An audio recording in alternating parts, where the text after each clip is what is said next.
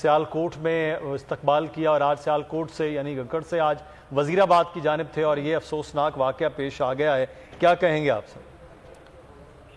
دیکھیں، میں ایک تو یہی کہنا چاہوں گا کہ عمران خان صاحب کے حوالے سے اگر آپ گزشتہ 2 ہفتوں کی حکومتی وزراء کی پریس کانفرنس نکال لیں،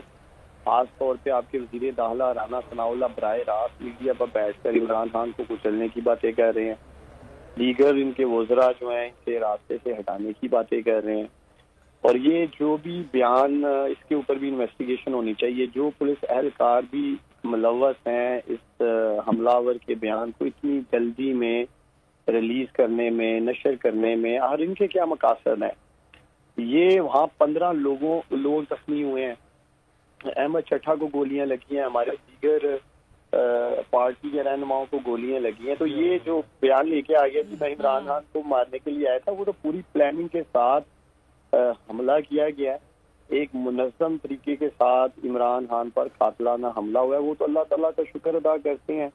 اللہ نے ہمارے لیڈر کو نئی زندگی دی ہے، ورنہ تو یہ جو بھی پلان کر رہے تھے، جس طرح آواز اس ملک میں دبائی جاتی ہے، جس طرح ارشد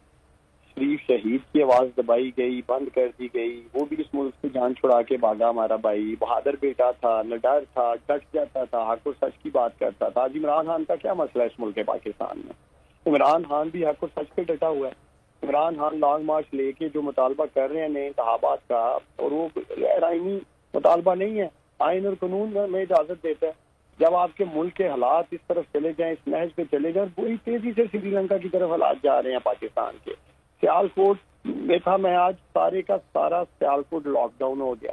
شٹر ڈاؤن ہو گیا، لوگوں نے انجمن تاجرہ کو لے لے، انہوں نے ہزارے یکجہتی میں اپنی دکانیں بند کر دی، روڈیں بلاک ہو گئیں، پنجاب بھر میں ویژولز جو ہم دیکھ رہے ہیں، پورے پاکستان میں جو ہم ویژولز دیکھ رہے ہیں، تو اس کی ایک تو مکمل انویسٹیگیشن ہونی چاہیے۔ جس طرح سے یہ ویڈیو ریلیز کی گئی ہے اس حملہ آور کی، یہ مزید شک و شبہات پیدا کر رہے ہیں کہ کیوں اتنی جلدی کی پنجاب پولیس کو، پنجاب حکومت کو بھی جواب دہ ہونا پڑے گا اس معاملے میں، اور یہ اتنی آسانی سے ختم ہونے والی بات نہیں ہے۔ اس کا جس کسی نے بھی حملہ کیا یا کروایا عمران خان کو، اس کو قوم کے سامنے لانا ہوگا، اس کو قانون کے کٹینے میں بھی لانا ہوگا۔ عمران خان پورے پاکستان کا لیڈر ہے،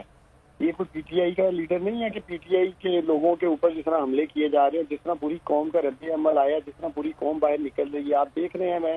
بول نیوز پہ بھی مناظر دیکھ رہا ہوں،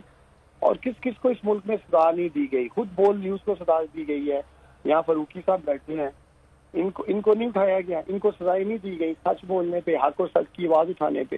تو پاکستان کو کس طرف ہم لے کے جا رہے ہیں؟ اس کا مطلب ہے کہ یہاں کوئی حق و سچ کی آواز نہ اٹھائے، یہاں ایک غلامانہ زندگی گزارے، غلامی کی سوچ کے ساتھ آگے بڑھے۔ عمران خان یہی کر رہا ہے نا، قوم کو جگا رہا تھا اور قوم جاگ اٹھی ہے۔ جس طرح لاکھوں لوگ سڑکوں میں نکلے ہیں، خود نکلے ہیں باہر، قوم کو شعور آ گیا ہے، قوم نے غلامی کی زنجیریں توڑ دی ہیں۔ اور یہ خاص پیغام میں بول نیوز سے رانا ثناء اللہ کو دینا چاہتا ہوں۔ یہ شخص ایک ماڈل ٹاؤن ثانیہ کا ماسٹر مائنڈ، وزیر داخلہ اس ملک کا بن کے بیٹھا ہے، اور پاکستان میں یہ دوبارہ سے ماڈل ٹاؤن 2 کرنا چاہتا ہے۔ پوری قوم جانتی ہے یہ وہ لوگ